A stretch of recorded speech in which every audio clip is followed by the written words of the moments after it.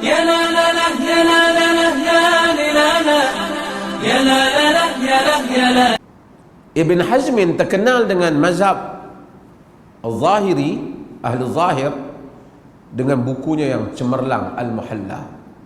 Muhalla ni kitab mazhab Zahiri. Brilian dia. Baca dia, banyak manfaat buku.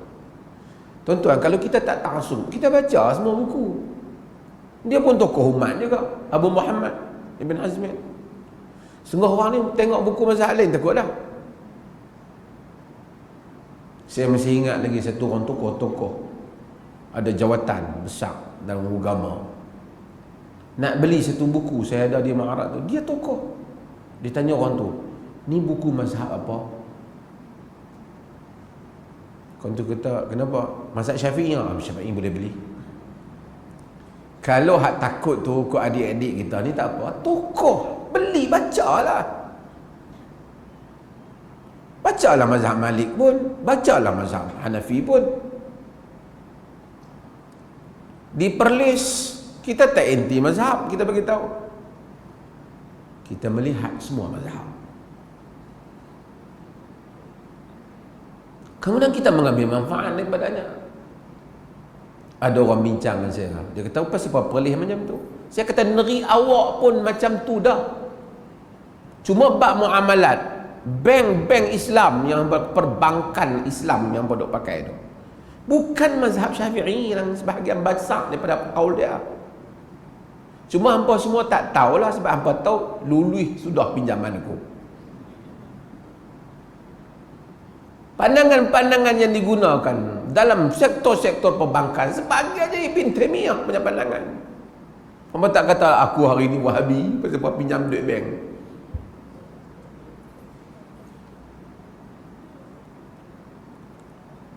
Cuma kami ni beza sikit dengan hampa, kami dalam muamalat pun lihat macam-macam mazhab, dalam ibadat pun kami lihat berbagai mazhab. Hampa dalam ibadat satu mazhab, dalam muamalat macam-macam mazhab. Macam-macam juga, dua-dua hukum belaka. Lagi 5 tahun lagi hampa berubah juga macam kami. Panjang umur kita tengok. Covid baru mai baru ni pun pakai ubah dah. Kan? Ambil kaul-kaul yang lain. Ibn Hazmin Al-Andalusi, dia menyatakan bahawasanya dia antara orang yang berpendapat wanita boleh haid, boleh masuk ke masjid. Antara alasan Ibn Hazmin ialah, di samping hadis ni, alasan Ibn Hazmin dia kata Nabi SAW tak bagi wanita haid tawaf. Wa alla tatufil bait, jangan kamu tawaf Kaabah. Kalau sekiranya wanita haid tak boleh masuk masjid, Nabi tak habaq tak boleh tawaf, Nabi habaq tak boleh masuk masjid pasal Kaabah duduk dalam Masjidil Haram. Tapi dia tak habaq tentang masuk masjid tu, terus dia habaq tak boleh tawaf. Kata Ibn Hazmin, patutnya kalau tak boleh masuk, tu usah kata tawaf, nak tawaf macam mana, masuk pun tak boleh. Tapi dia terus habaq jangan tawaf, artinya dia tak sebut jangan masuk. Kalau memang tak boleh masuk, hang tak boleh tawaf sebab hang tak boleh masuk. Tuan-tuan faham maksud saya? Faham tentang mazhab Zahiri?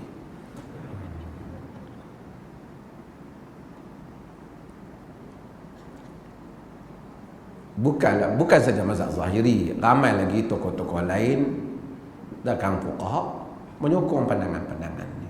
Jadi siapa wanita yang haid dia tak mau masuk masjid, tak payah masuk. Itu juga kaul yang disebut dia ramai para fuqaha. Siapa yang nak masuk masjid, dia masuk bersyarat, iaitu dapat menjaga kebersihan. Oleh kerana ada khilaf di kalangan para fuqaha menyukai kalau dah ada khilaf macam ni, kalau tak ada keperluan tak payah masuk lah. Pasal apa nak masuk masjid? Tak ajar nak pergi lepak-lepak, tak payah lah. Tapi kalau dia haid, dia masuk nak dengar kuliah, dia masuk kerana ada urusan, di sana ada kaul yang seperti ini. Bagi satu orang, oh hampa masuk, aku tak mau. tak payah masuk. Pegang pada kaul itu. Bagi yang masuk, dia masuk dengan kaul ini, dia masuk. Ini amalan peribadi antara dia dengan Allah. Pihak jawatankuasa masjid tak payah nak cek benda ni. Ni puan ni haid ke tak? Tak payah masuk dah pergi ke dia.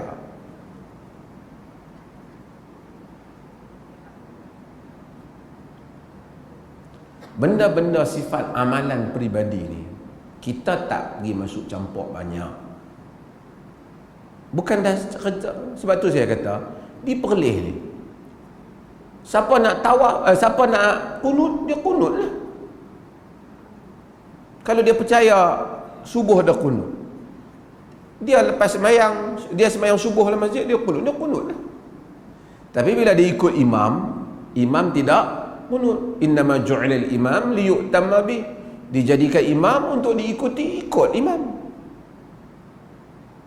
Tok imam tak kunut, pentadbiran. Kerana kaul itu yang dipilih di dalam fatwa negeri Perlis sejak dahulu. Bukan sejak zaman kita ni. Sejak berapa mufti dah itu fatwa. Jadi tok imam tak kunut lah.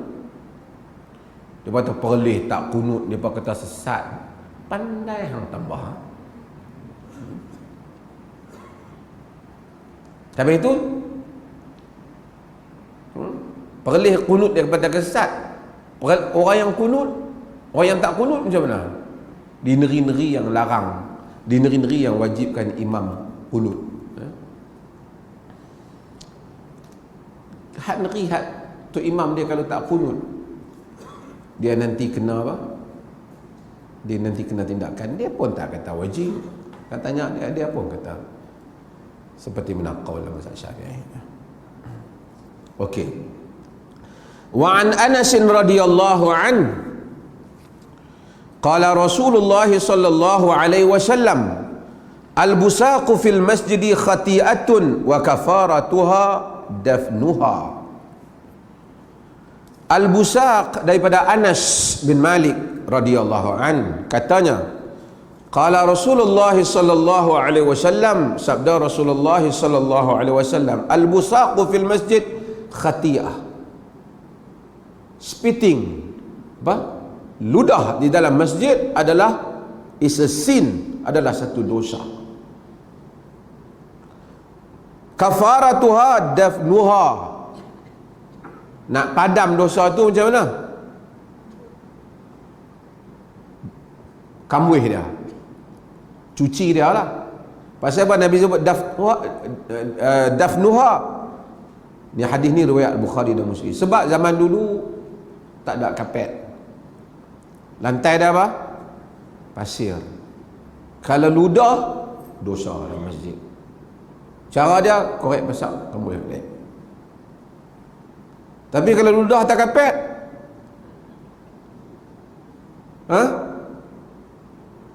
macam mana kalau ludah tak kapet? Macam mana nak padam dia? Cuci kapet dah. Kalau siapa duk sujud, duk bau lagi ludah dia, berdosa dia. Bukan saja ludah, apa saja yang mengotorkan masjid, hingus kita ke, kaki cekam kita ke, ada tak? Apa sajalah kotor dalam poket kita ke, kita bagi tumpah dalam masjid, wajib cuci balik. Jika tidak, khati'ah, is a sin. Ia adalah satu dosa, kena cuci balik. Sebab tu siapa-siapa yang main masjid tu kadang-kadang, zaman Nabi tak apalah basah-basah pun, zaman lah dah kapet, pijak kaki daripada mana-mana main nak masuk masjid, tengok dulu ada tai ayam ke, ada tai lembu ke, pijak kapet. Orang lain sujud, tu dia. Sejak bila aku belah lembu pula? Kita nak pergi majlis mana-mana, kita jaga wangian kita. Main masjid sebagai orang dia tak jaga. Sekarang ni negeri kita boleh kira Saya sebut tuan-tuan, kadang-kadang negeri sejuk. Macam negeri Arab lah. Bau stokin dia pening dah. Mesin sejuk, bau stokin. Itu saya cerita tuan-tuan. Orang masak. Main masjid. Dengan baju masak tu, ngerihat sejuk. Siap bau kari kepala kambing dengan lekat di baju.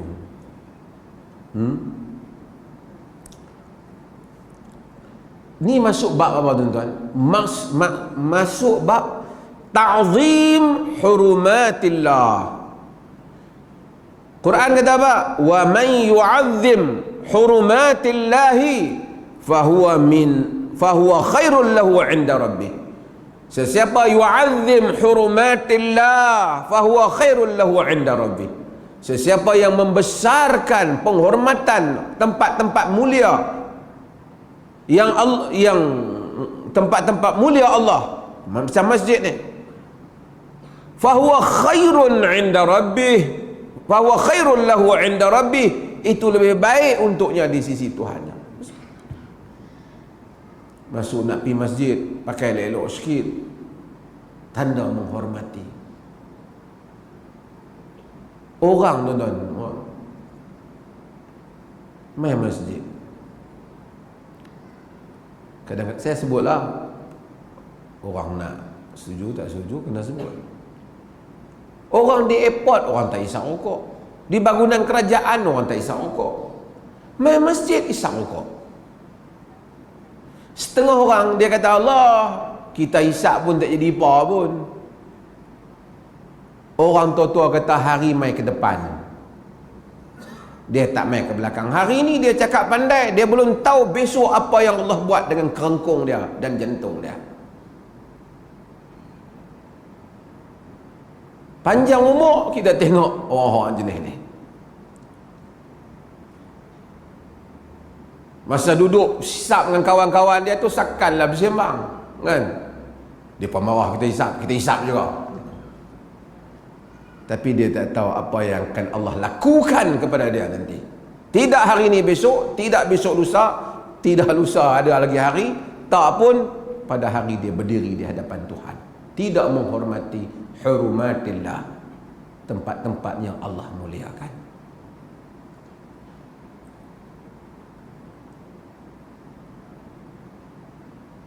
Kadang-kadang walaupun di luar masjid, kita pergi ke tanah haram. Tanah haram kan senang.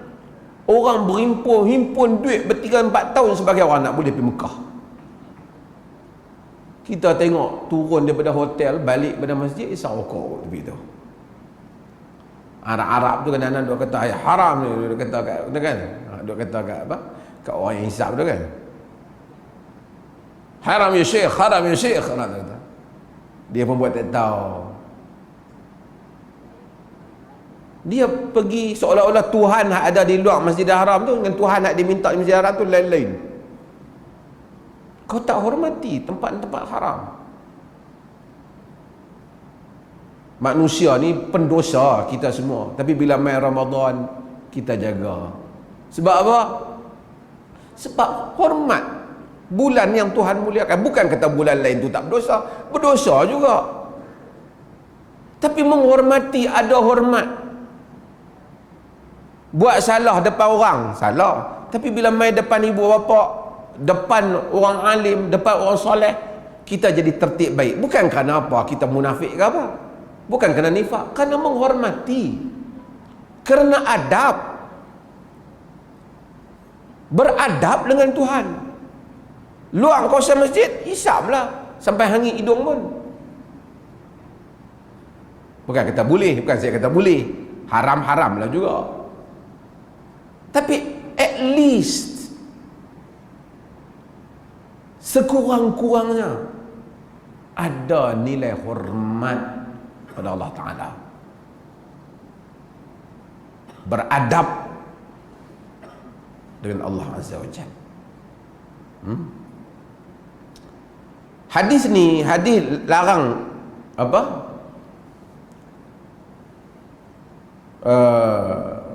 ludah dalam masjid ni timbul perbincangan sebab dalam hadis lain Nabi kata tentang orang sembahyang, Nabi fal yabsuq an yasarihi aw tahta qadamihi al-yusra. Hendaklah dia kalau dalam sembahyang dia nak ludah hari tu kita baca ludah belah mana? Ludah belah kiri.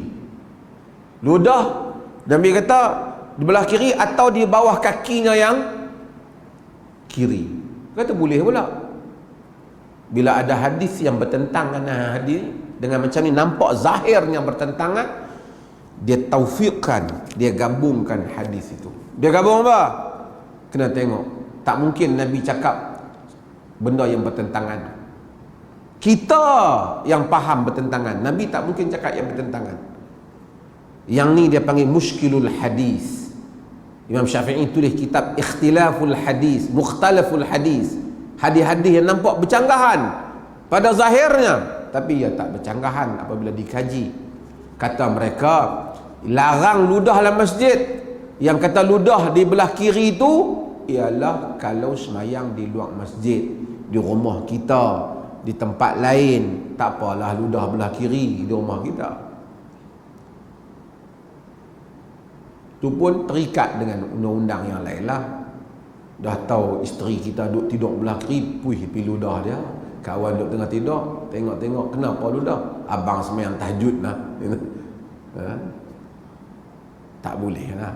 Kalau dah ludah belah kiri ada orang, jangan ludah bawah kiri, ludah di bawah kaki.